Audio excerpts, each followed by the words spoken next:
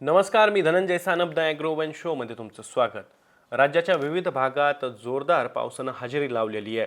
अनेक भागात मुसळधार पाऊस पडतोय आणि त्यामुळं शेतकऱ्यांच्या शेती पिकांसह जनावरं, त्यासोबतच जनावरांची गोठे आणि घरांचं मोठ्या प्रमाणात नुकसान झालंय. विविध भागात पूर परिस्थिती ही निर्माण झाली आहे. त्यामुळे शेतकऱ्यांच्या तोंडचा घास कुठेतरी हिरावून घेतला जाऊ शकतो अशी भीती आणि असं संकट आता शेतकऱ्यांच्या मनामध्ये घोळत राहतंय.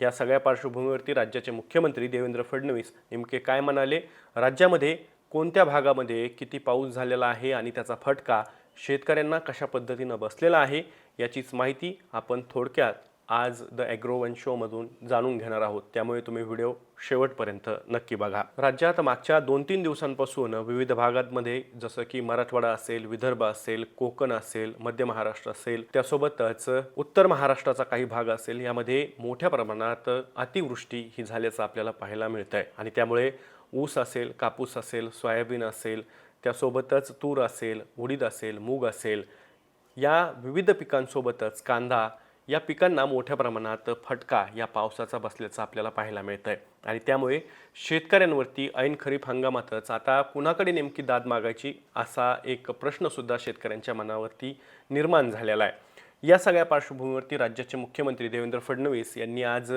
राज्यामध्ये जी काही पूरपरिस्थिती निर्माण झालेली आहे, नद्यांच्या पाणी पातळींमध्ये जी काही वाढ झालेली आहे आणि त्यासोबतच विविध धरणांमधनं राज्यातल्या विसर्ग सुरू करण्यात आलेले आहेत, या सगळ्याचा आढावा घेतला. याची माहिती पत्रकार परिषदेच्या माध्यमातून आज राज्यासमोर मांडलेली आहे. संपूर्ण महाराष्ट्रात एकूण 4 लाख हेक्टर जी काही जमीन आहे ही म्हणजे त्याच्यावरची पिकं जी आहेत ती पिकं पावसामुळे बाधित झालेली आहेत आणि याच्यामध्ये विशेषतः यवतमाळ, नांदेड, वर्धा, बीड, वाशिम वगैरे हा जो सगळा भाग आहे याच्यामध्ये जास्तीत जास्त सर्कलमध्ये म्हणजे वाईड स्प्रेड अशा प्रकारचं नुकसान जास्तीत जास्त सर्कलमध्ये हे या ठिकाणी दिसत आहे. राज्यामध्ये साधारणतः 4 लाख हेक्टर शेतीवरच्या पिकांचं हे नुकसान झालेलं आहे. पिकांचे पंचनामे हे होतील तुमच्या, त्याबद्दलचे सर्व अधिकार हे जिल्हाधिकाऱ्यांना देण्यात आलेले आहेत. त्यासोबतच मुख्यमंत्री देवेंद्र फडणवीस यांनी वाहून गेलेली किंवा मृत पडलेली जनावरं असतील किंवा जनावरांचे गोठे असतील, त्यासोबतच घरांची झालेली पडझड असेल, घरात पाणी शिरलं असेल, अशा प्रकारामुळे सुद्धा राज्यामध्ये जो काही हाहाकार माजलेला आहे त्या संदर्भातही राज्य सरकार योग्य ती कार्यवाही करून या भागातील नागरिकांना, नुकसानग्रस्त बाधित शेतकऱ्यांना सुद्धा मदत करण्याचं आश्वासन मुख्यमंत्री देवेंद्र फडणवीस यांनी दिलेलं आहे. जनावरांचं आणि घरांचं किंवा लोकमृत्यूमुखी काही प्रमाणात जिथे पडलेले आहेत या संदर्भात सगळे अधिकार हे जिल्हाधिकाऱ्यांना देण्यात आलेले आहेत आणि त्यांना निधी देखील उपलब्ध करून दिलेला आहे. उन्हे पद्धतीने त्यांना निधी विड्रॉ करता येतो. त्यामुळे कुठल्याही अशा प्रकारची घटना झाल्यानंतर तात्काळ त्या ठिकाणी जी काही मदत आहे ती मदत त्यांना करता येईल. प्राण्यांच्या संदर्भात असेल किंवा व्यक्तींच्या संदर्भात असेल किंवा घरांची पडझड असेल ते देखील सांगितलेलं आहे. काही ठिकाणी लोकांना तात्पुरत्या निवाऱ्यात जे हलवावं लागतं त्या ठिकाणी चांगली त्यांची जेवणाची सोय झाली पाहिजे, पिण्याचं स्वच्छ पाणी मिळालं पाहिजे, अशा प्रकारचे आदेश देखील आपण त्या ठिकाणी दिलेले आहेत. आणि पिकाचं जे काही नुकसान झालं आहे त्या संदर्भात एक इंटेन्सिव्ह अशा प्रकारचं पाहणी करून त्याचेही पंचनामे करण्याचे आदेश हे आपण दिलेले आहेत. राज्यामध्ये एकूण कोकणामध्ये जर का बघितलं तर कोकणात मोठ्या प्रमाणात रेड अलर्ट हे देण्यात आलेले आहेत. विशेषतः आता जगबुडी असेल, आंबा असेल, कुंडलिका असेल यांनी इशारा पातळीपर्यंत आता हे पोचलेले आहेत. त्यामुळे त्या ठिकाणी आपण अधिक लक्ष देतोय. मागच्या काही वर्षांपासून वशिष्ठीमुळे चिपळूणमध्ये मोठ्या प्रमाणात आपल्याला माहिती आहे पूर येतो, तर वशिष्ठीच्याही पातळीवर त्या ठिकाणी नजर ठेवलेली आहे. त्यासोबतच त्यांनी उत्तर महाराष्ट्रातील तापी असेल, हतनूर असेल या नदींच्या पाणी पातळीत वाढ झाल्यामुळे जळगाव जिल्ह्याला मोठ्या प्रमाणात फटका बसत असल्याचं सुद्धा सांगितलं. नाशिक विभागामध्ये जळगाव जिल्हा अफेक्टेड आहे. जळगाव जिल्ह्यामध्ये सुरुवातीला पाणीच नव्हतं, पण गेल्या 2-3 दिवसात प्रचंड अतिवृष्टी त्या ठिकाणी झाली आणि त्यामुळे घरांचं नुकसान असेल, प्राण्यांचं नुकसान असेल हे देखील मोठ्या प्रमाणात त्या ठिकाणी झालेलं आहे. त्यानंतर त्यांनी छत्रपती संभाजीनगर विभागातील सुद्धा माहिती माध्यमांच्या समोर दिली.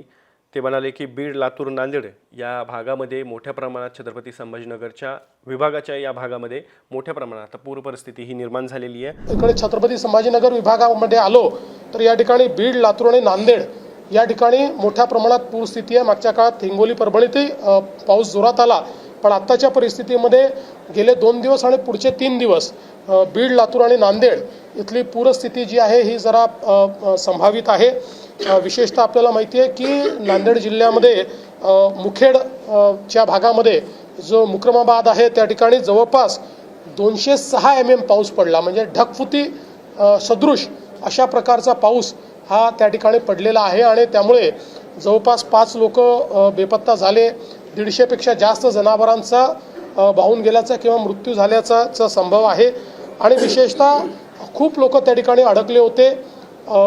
NDRFची टीम, SDRFची टीम त्या ठिकाणी आपण नेलेली आहे आणि आता मिलिटरीची टीम देखील त्या ठिकाणी पोहोचलेली आहे। रावणगाववरनं 226 लोकांना त्या ठिकाणी काढलेलं आहे, अजून 3 गावातनं लोक काढण्याचं काम चाललेलं आहे। आपण जर छत्रपती संभाजीनगरचा हा किंवा या 3-4 जिल्ह्यांचा विचार केला तर जवळपास 800 गावं ही पाण्यामुळे बाधित झालेली आहेत आणि साधारण 1 लाख हेक्टर शेतीचं नुकसान हे त्या ठिकाणी झालेलं आहे। त्यानंतर त्यांनी नागपूर विभागाचा सुद्धा आढावा घेऊन सांगितलं की चंद्रपूर, गडचिरोली या भागामध्ये रेड अलर्ट देण्यात आलेले आहेत। विदर्भाच्या या भागामध्ये अजून पूर परिस्थिती निर्माण झालेली नाहीये, परंतु त्यावरतीही प्रशासनाची नजर असून दक्षिण गडचिरोली भागात काही ठिकाणी पूरस्थिती ही निर्माण होण्याची शक्यता वर्तवली जाते। नागपूर विभागामध्ये जर आपण विचार केला तर साधारणपणे चंद्रपूर आणि गडचिरोलीमध्ये ऑरेंज अलर्ट हा आता पुढच्या 2-3 दिवस दिलेला आहे। सध्या तरी खूप पुराची स्थिती नाही आहे, पण दक्षिण गडचिरोलीमध्ये थोडी पूर सदृश स्थिती आता बिल्टअप होते आहे आणि पुढच्या 2 दिवसामध्ये इथे कदाचित पावसाची परिस्थिती वाढू शकते, त्या दृष्टीनं देखील हे काम चाललेलं आहे। अमरावती विभागामध्ये जवळपास 2 लाख हेक्टरचं नुकसान झाल्याचंही मुख्यमंत्री देवेंद्र फडणवीस यांनी माध्यमांशी बोलताना सांगितलं। एकूण राज्यामध्ये 4 लाख हेक्टर क्षेत्रावरील शेती पिकांचं हे नुकसान झालेलं आहे। त्यासोबतच त्या संदर्भातले जे काही पंचनामे आहेत ते करण्याचे सर्व अधिकार हे जिल्हाधिकाऱ्यांना देण्यात आलेले आहेत आणि त्यासाठी निधीसुद्धा खर्च करण्याचे आदेश हे मुख्यमंत्री देवेंद्र फडणवीस यांनी दिल्याचं सांगितलंय। अमरावती विभागाचा विचार केला तर अमरावती विभागामध्ये अकोल्यात पूरसदृश स्थिती निर्माण झाली होती। विशेषतः मूर्तिजापूर आणि पातूर इथे अजूनही पाऊस मोठ्या प्रमाणात चाललाय, पण बाकी ठिकाणचा पाऊस थोडा कमी झाल्यामुळे आता ही पूरसदृश परिस्थिती कमी होते। चांदूर रेल्वे, तिवसा, मेहकर, वाशिम, उमरखेड, महागाव, झरी जामणी, पुसद या सगळ्या भागांमध्ये मोठ्या प्रमाणात पावसामुळे नुकसान झालेलं आहे, विशेषतः शेतीचं नुकसान झालेलं आहे। 2 लाख हेक्टरच्या वर शेतीचं नुकसान या भागात झालं असावं अशा प्रकारचा एक प्राथमिक अंदाज हा या ठिकाणी आपला व्यक्त होतोय। विविध भागांमध्ये जोरदार पावसाची शक्यता हवामानशास्त्र विभागानं वर्तवलेली आहे आणि त्यामुळे प्रशासन सुद्धा अलर्ट मोडवरती असल्याचंही मुख्यमंत्री देवेंद्र फडणवीस यांनी सांगितलं। तर एकूण परिस्थिती राज्यातली जर का बघितली तर अत्यंत बिकट अशी आहे। याच पार्श्वभूमीवरती राष्ट्रवादी काँग्रेस शरदचंद्र पवार गटाचे प्रदेशाध्यक्ष शशिकांत शिंदे यांनी राज्यात या सगळ्या पार्श्वभूमीवरतीच राज्य सरकारनं एक विशेष अधिवेशन बोलवावं आणि त्यामध्ये शेतकऱ्यांसाठी एक विशेष तरतूद करावी। तातडीनं 50,000 रुपये प्रति शेतकरी ही तातडीनं मदत देऊन शेतकऱ्यांना दिलासा द्यावा अशा प्रकारची मागणी केलेली आहे।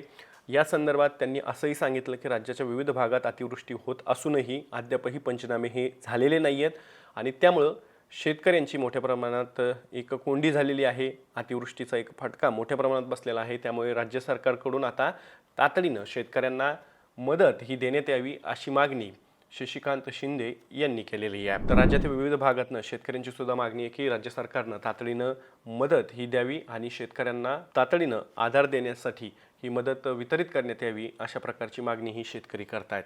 या सगळ्या पार्श्वभूमीवरती तुमच्या भागात पूर परिस्थिती नेमकी कशी आहे, पावसाचा जोर नेमका कसा आहे, तुम्हाला तुमच्या शेती पिकांचं किती नुकसान झालंय याबद्दलची माहिती तुम्ही कमेंट बॉक्समध्ये नक्की कमेंट करून सांगू शकता। मी दररोज संध्याकाळी 6 वाजता ॲग्रोवनच्या यूट्यूब चॅनलवर शेती आणि शेतकऱ्यांच्या हिताचे मुद्दे घेऊन असतो, त्यामुळे तुम्ही अजूनही ॲग्रोवनच्या यूट्यूब चॅनलला सबस्क्राईब केलं नसेल तर लगेच सबस्क्राईब करा। व्हिडिओ जास्तीत जास्त शेतकऱ्यांपर्यंत पाठवण्यासाठी व्हिडिओला लाईक आणि शेअर नक्की करा। आपण पुन्हा भेटू, तोवर तुम्ही तुमची आणि तुमच्या जवळच्या माणसांची काळजी घ्या। आता isakal.com आहे देशातील नंबर 1 ची मराठी न्यूज वेबसाईट। प्रत्येक अपडेटसाठी isakal.com ला नक्की भेट द्या।